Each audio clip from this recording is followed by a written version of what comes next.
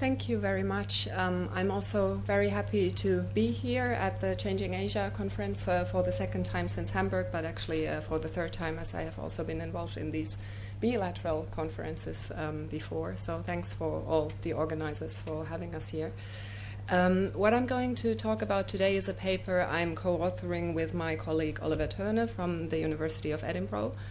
And what we are interested in, broadly speaking, are rising power, established power dynamics, and more precisely the discourses or narratives on these dynamics as we have them in academia, but also, of course, in policymaking circles. And here in the paper so far, I will focus on these academic narratives in the form of prevalent IR theories towards rising powers or dealing with rising powers. And as most of you will realize here, we are definitely not all constructivists. So our starting point for the paper, which is, I must say, in its very initial phase. So although we have several ideas to play around with these assumptions that are there in the existing literature, we still have to come to terms with how to then finally execute this. But I hope we can still have a fruitful discussion on this basis, and then, I can report back to Oliver, and we can see how we move on with the paper. So our idea starts from critiquing the theoretical assumptions towards rising power, established power relations, as they are very prominent in the mainstream IR literature. Because here the conventional wisdom seems to be that when, as the rising power rises, this generates anxiety in the so-called established power and makes hostilities and conflict more likely. And this kind of conventional wisdom is then very commonly applied to US-China relations today. Of course, examples cited go back in history as far as relations between Athens and Sparta in ancient Greece. So in our impression, these relevant literatures, they are still dominated by an overriding reliance on materialist explanations. So shifting balances of economic and military power are commonly taken to be indicators of power shifts. But as Brantley also already indicated or referred to, power here understood in material terms, of course, matters, but it does not necessarily produce any kinds of automatic effects, so to speak. So in our view, especially this literature dealing with rising powers, established powers relationships, it actually has failed to keep pace with the wider discipline, where a critique of narrow definitions of power have been around for quite a while. Oops. So in this literature, the debate does sometimes extend to explorations of what are mostly called ideational factors, such as then revisionism or status quo identities or behaviors. And mostly this happens in the form of talking about rising powers as status seekers.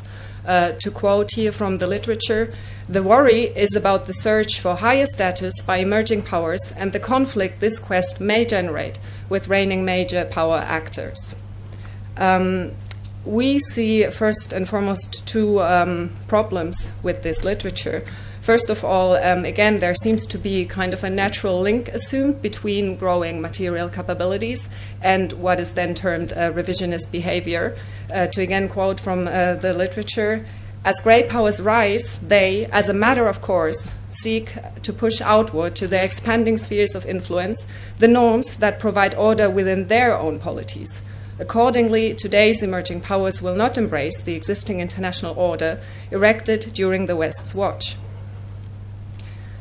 In our view, on the contrary, neither revisionist nor status quo behavior or identity is ultimately, definitely, objectively observable. And if so, even in the case of the scholars who claim to do this, it mostly happens in hindsight.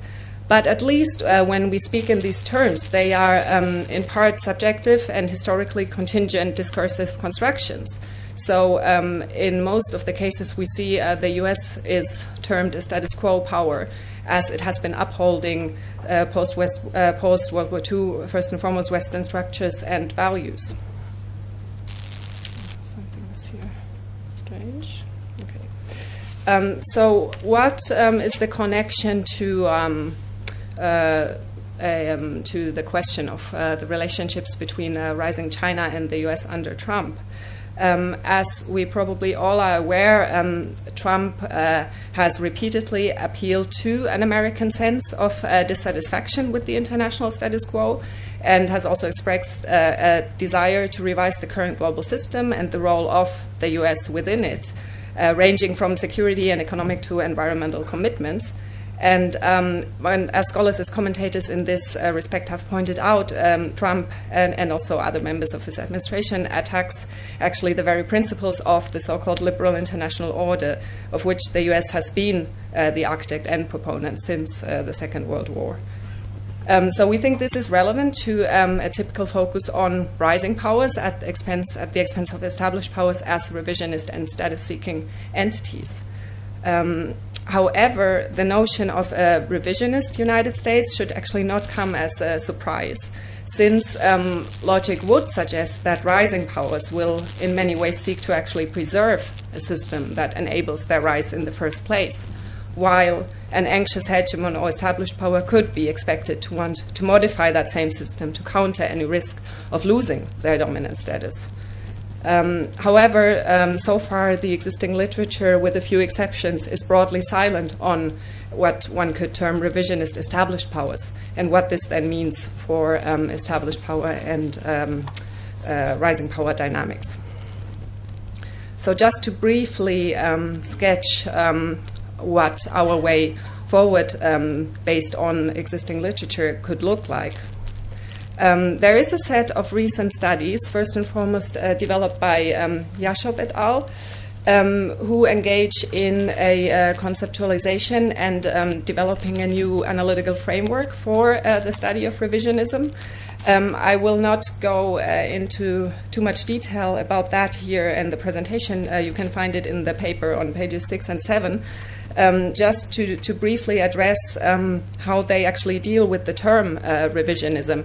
So when we talk about revisionism, they say what we are actually interested in is the attitude towards the international order. So that's kind of the top category. And then we can have either revisionism or affirmation of that order, where, importantly, international order is understood as comprising formal and informal structures, institutions, rules, and norms that regulate interactions in different fields.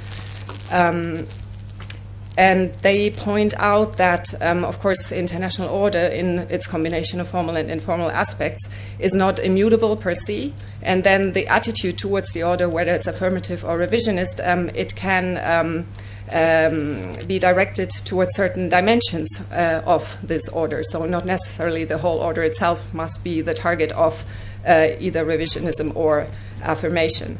And then furthermore, they break down the category of revisionism into opposition or dissidence, where opposition means advocating change within the system, but still playing by the rules, whereas dissidence would mean advocating radical change by breaking the rules. So while all this, in our view, already goes a lot further than what has been done in much of the literature before, they also then come to the conclusion that actually status-seeking is identified as key factor of why rising powers may become revisionist.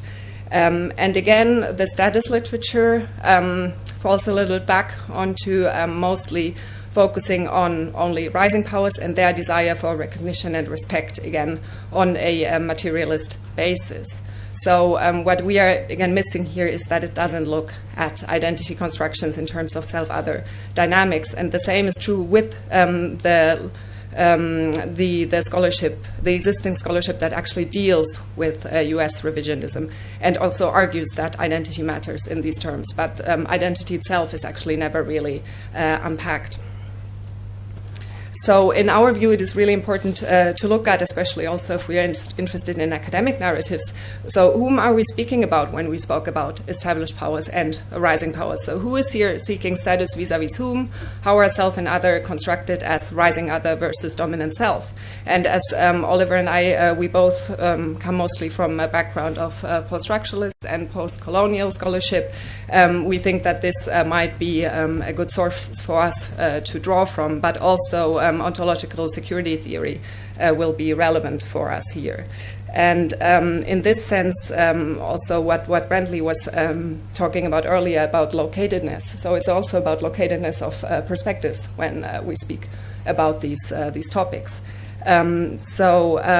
What we then also intend to do is to look at US revisionism more long term, like take a historical view in it. And here, at least in my view, the question comes up whether revisionism is potentially implied with a certain form of exceptionalism, and that applies not necessarily only to the United States, but that is something we would want to think about further. And again, we want to especially focus on academic narratives and discourses in this respect. And then finally, get back to applying this sort of to US-China relations under Trump. But that is still the part we need to develop. So I will end here, and thank you very much for your attention. Questions and comments later are most welcome. Thank you.